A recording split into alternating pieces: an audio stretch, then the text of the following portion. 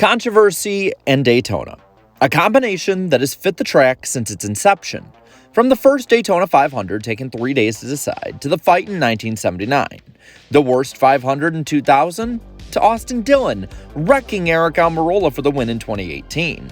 There's been so many memorable moments of controversy that NASCAR has had at the world center of racing.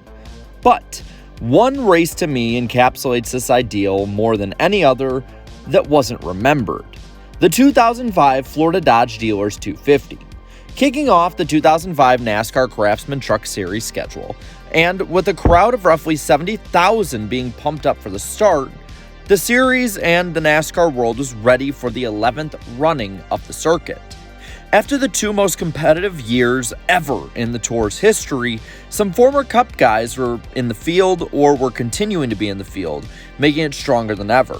Guys like Ricky Craven, Steve Park, Johnny Benson, Jimmy Spencer, and Bobby Hamilton all made the field stronger than it was in recent years, with them coming either in this season or the ones prior. The Cup guys would make a huge difference at the night's end. After the festivities, the 36 truck field was mostly primed and ready to go, except for Mr. Excitement, Jimmy Spencer, who didn't have his helmet at the start of the race and needed to have it delivered right before the race was under green. But once that was fixed, it was time to race.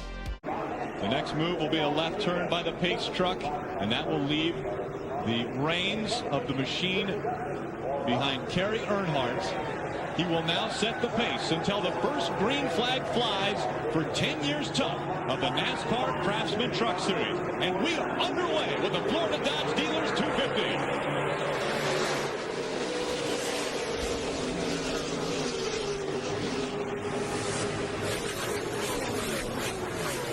It does not take long for the field to go 3 and 4 wide as they work their way through the triangle into turn 1.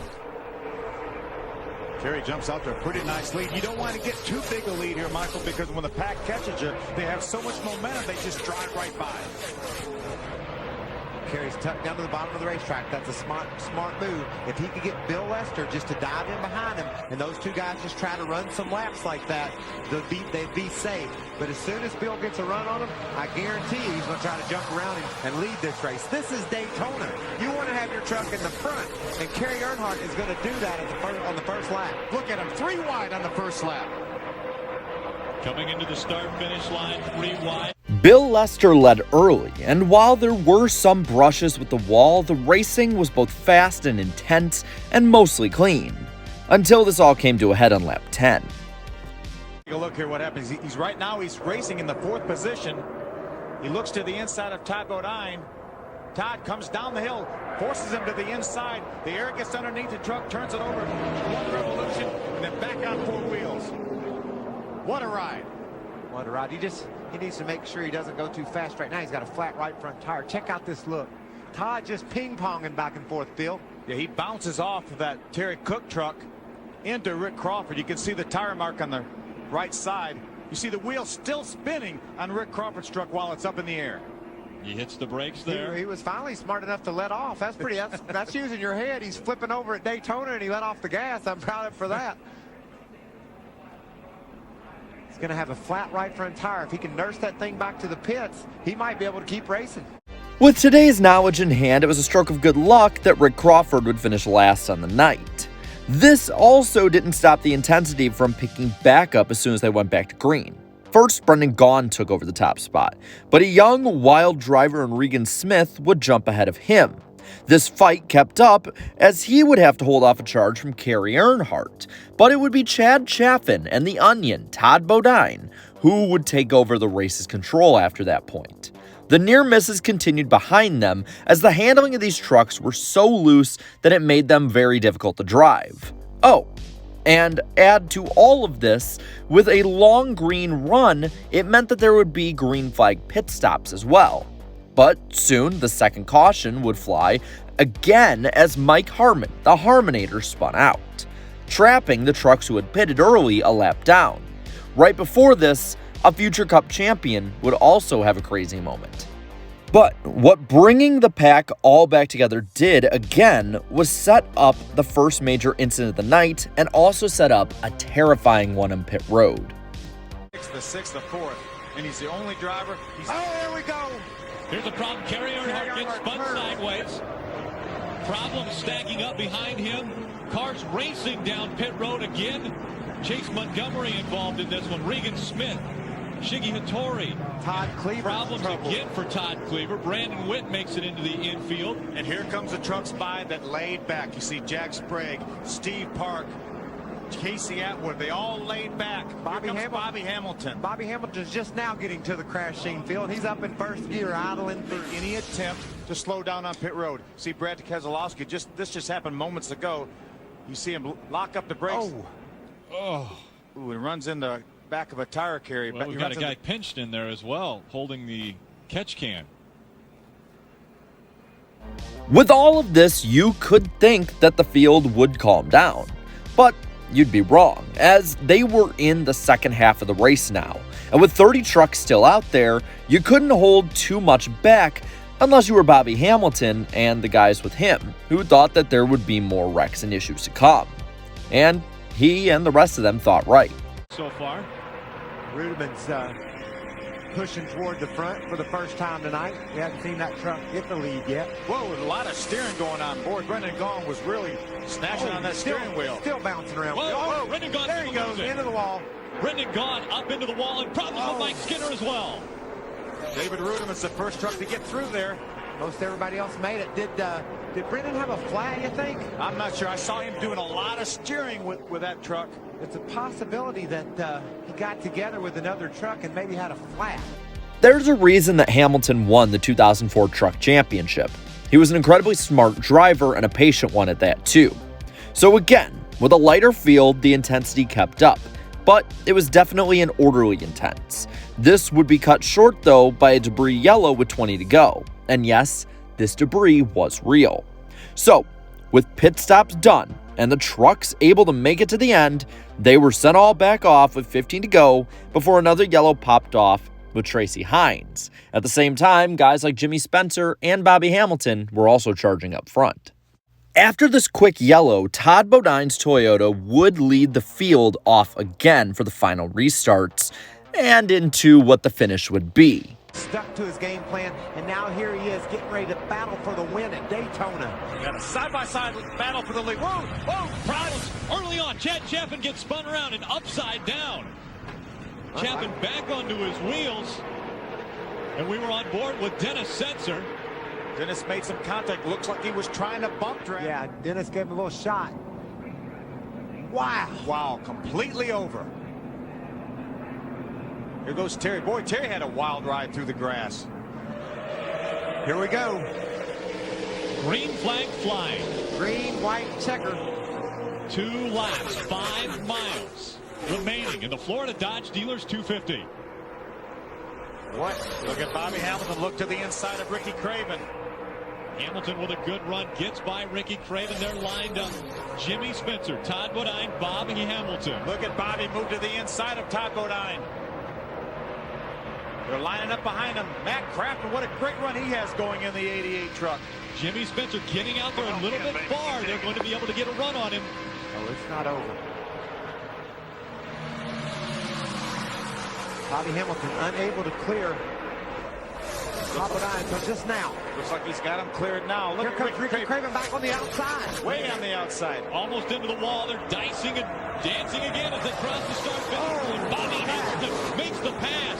And problems right as they go across the start finish line. Another big crash as they go across the start finish line, and the white flag had come out as they cross the start finish line. That will mean, I believe, Bobby Hamilton will win the Florida Dodge Dealers 250. I think you're exactly right. The field is automatically frozen when the caution flag comes out, and it looked like Bobby Hamilton had taken the lead. Scoring wise, Jimmy Spencer is just ahead of Bobby Hamilton on the scoring charts. Now we have to wait. That may have been how they came across the start-finish line, but Bobby Hamilton passed Jimmy Spencer after the start-finish line, and they were by the start-finish line when the accident happened. There was no word on the official winner yet. We all knew it would be Jimmy Spencer or Bobby Hamilton, but there was no word whatsoever.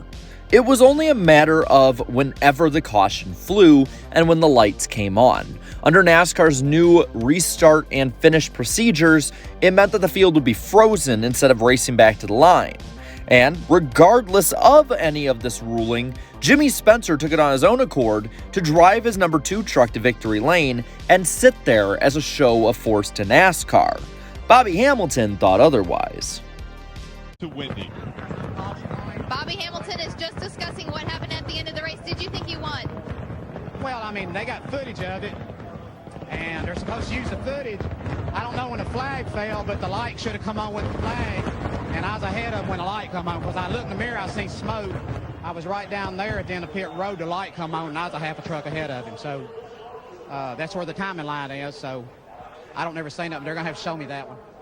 All right, Jimmy Spencer's got to stay in the truck here as Red Dog Barnes' crew chief talks to him. Stand by for 1 second, because guess what? They're still reviewing video.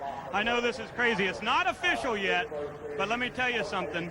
When they do announce it, if it's you, you're sitting in victory lane at Daytona. I believe I won the race. I saw the accident happening behind me and stuff, and you know, I did not appreciate what Bobby did to me. He turned me sideways like that, and but that's life. He was trying to win a race too, but it's going to be a long year. And he's got a tough son of a bee driving this team ASE Dodge. He is be careful. He ain't messing with some punk. When the yellow light comes on, Bobby Hamilton is in front of Jimmy Spencer. I think that's the yellow lights right there, Michael. See if we can see him go on here. Bobby's definitely ahead of him. There's a yellow light coming. I'm telling you, to me, that would be irrefutable proof that Bobby Hamilton would win this race. Not if any means necessary is what NASCAR has told us they will try to determine the winner. Look at Bobby Hamilton. He's celebrating right now, Rick. Is that celebration or frustration? Let's go down to Wendy. Bobby Hamilton just asked, can I drive it to victory lane now? Congratulations. Like I said, it's I believe in the system. I wouldn't accuse nobody of nothing. I said, I sure hope they check that, because I'm real aware of what goes on. And I mean, I nosed out ahead of him. He blocked me. I got to run on the outside, and I got ahead of him, and the lights come on. And I was ahead of them when the lights come on. That don't necessarily mean anything. And I said, I'm going to stay calm about this, because they've always been real fair with it in the past. But I'm just proud for this is Lufkin WIS Pro Series, their first race with us, and Bailey's first race with us. I wish Casey hadn't gotten that crash, but they're going to be a great partner of ours. A good night for Dodge, no matter how it turns out. So it's a cool night. So I hope Chase is okay and Casey's okay. And Deborah done a heck of a job tonight with the Easy Care Dodge. I mean, I'm just proud of BHR as a whole. For our first night in the 2005 season, have you ever experienced such an ending? This is what NASCAR racing's all about, and I'm just happy to be a part of it. So yeah, the truck that first went to victory lane in an odd turning of events had to be pushed out of victory lane for the true winner of the race. How people don't remember this, to me, is a travesty, because this is one of the most unique situations in recent NASCAR history. This would be one of the last NASCAR wins in the career of the late Bobby Hamilton. In this race, he only led one lap, the most important one. As for Jimmy Spencer, he would never come closer than this to winning a NASCAR race in his career in any series. Say what you want about the finish of this race. This was NASCAR at its craziest, and it was fitting for the Truck Series as well at the time and to this day. But as for that, I'm going to pass it all on to you. What is your favorite controversial Daytona moments? Let me know down in the comments below. While you're at it, leave a like on this video, share this video, and subscribe to the channel for more great NASCAR content. Thank you so much to my channel members for continuing to support me and what we do with this channel. And also, be sure to watch the NASCAR Weekly Podcast tonight, directly after Daytona 500 qualifying on Eric Estep's channel. It's going to be a ton to talk about. He'll be at the track. We'll have tons to go over and preview for this weekend. So until then, have a good one.